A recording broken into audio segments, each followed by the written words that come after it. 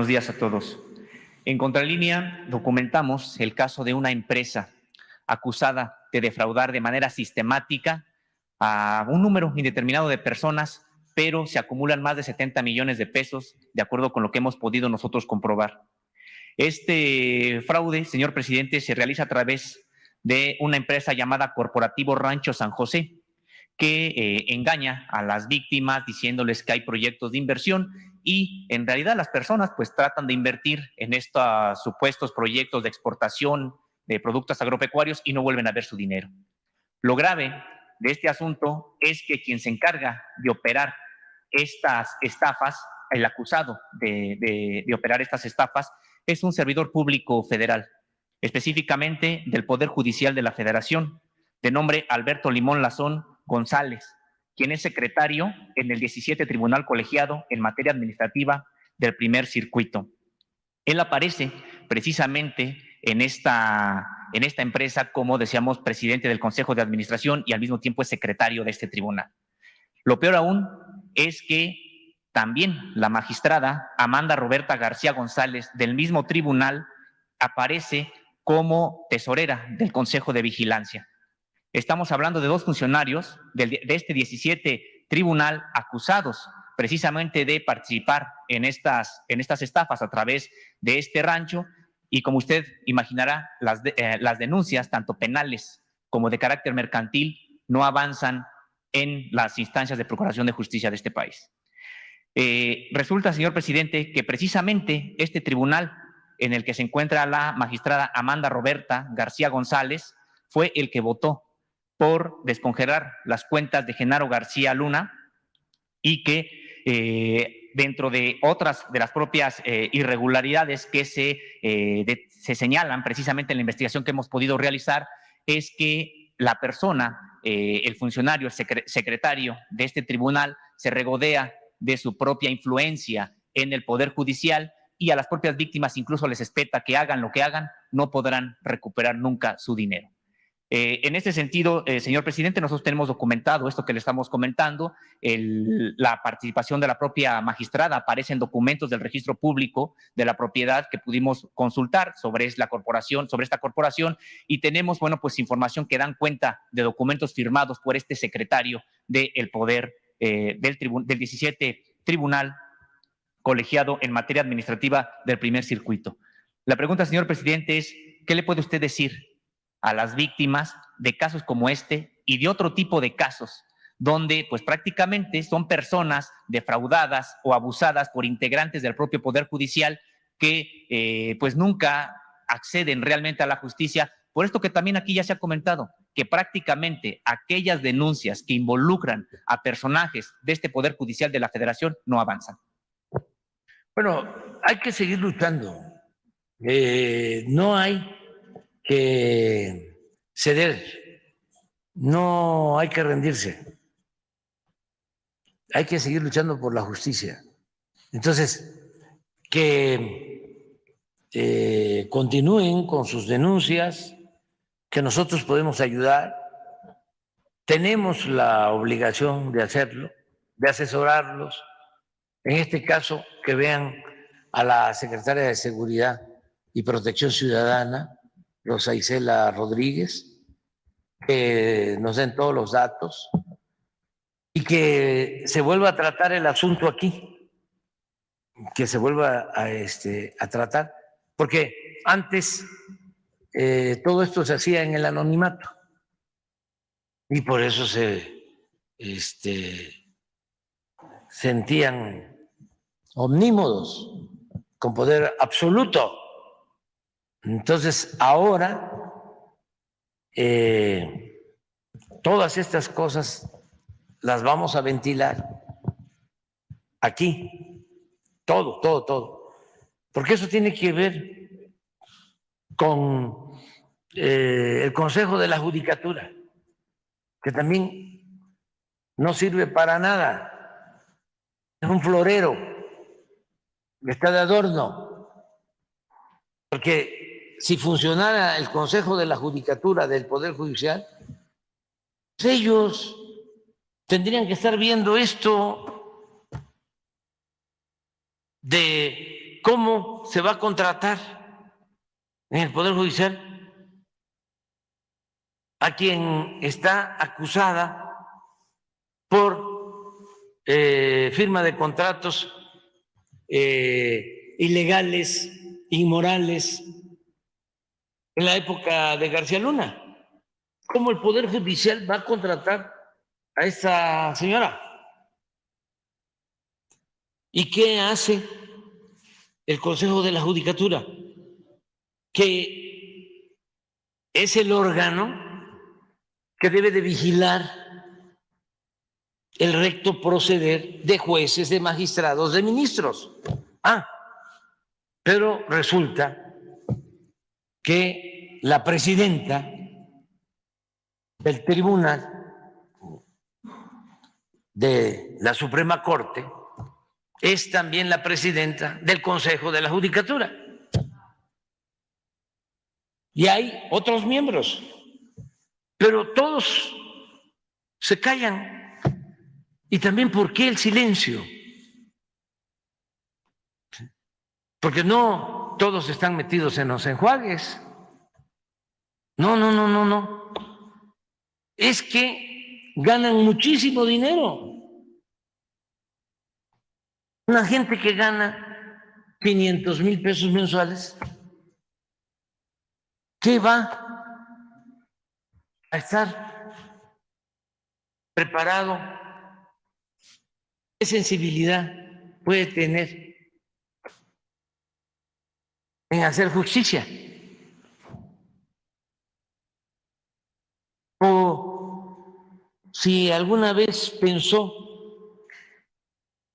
que es importante la justicia, pues ya cambió de parecer, porque viven colmados de atenciones, de privilegios, porque están, como decía Porfirio Díaz, maiciados. Ese es el otro asunto, que ganan muchísimo, violando la Constitución. A ver, Valadez, ¿qué puede decir de eso? Si ningún funcionario debe, de acuerdo a la Constitución, de acuerdo al artículo 127, ganar más que lo que gana el presidente, y todos estos ministros ganan 5 veces más de lo que gana el presidente.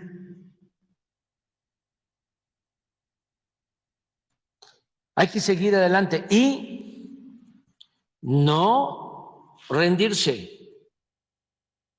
Y para buscar una salida de fondo, ahora sí como se decía antes y luego plagiaron los neoliberales, porque también todo lo copian. Acuérdense cómo se apropiaron de la palabra, del término, del concepto solidaridad, que es extraordinario, ¿no? Yo le tengo que andar buscando y ahora ya no puedo usar solidaridad. Tengo que usar generosidad, tengo que usar fraternidad, tengo que usar humanismo, porque acabó Salinas con el término. Fox desgastó, acabó con la palabra cambio, ¿no? Estos tecnócratas acabaron con el cambio estructural, que tiene un origen marxista. Lo estructural. Pero bueno, un cambio de fondo, que por eso le tuvimos que poner nosotros al cambio un complemento, cambio verdadero. ¿Qué puede ser un cambio de fondo, un cambio verdadero? el que se vote para que quien gane la presidencia tenga también mayoría calificada en el Congreso y que se puedan llevar a cabo reformas constitucionales, como por ejemplo que sea el pueblo el que elija a los jueces, a los magistrados, a los ministros, como se hacía en la época del presidente Juárez, como se hacía en la época del presidente Lerdo, como lo estableció la Constitución de 1857. ¿Por qué no los elige el pueblo? El pueblo se equivoca menos.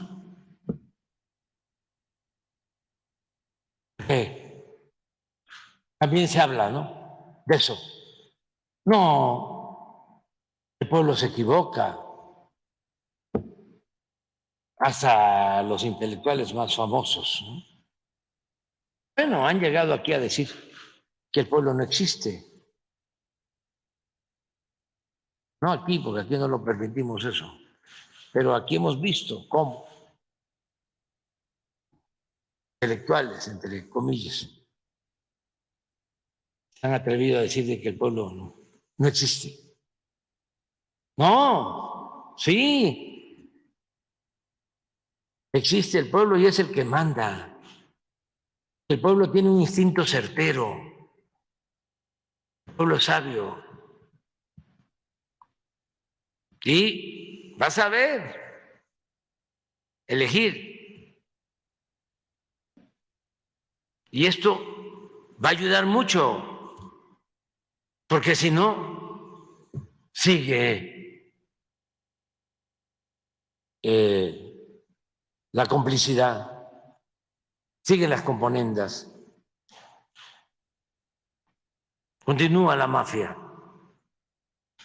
del poder. ¿Cómo se resuelve esto?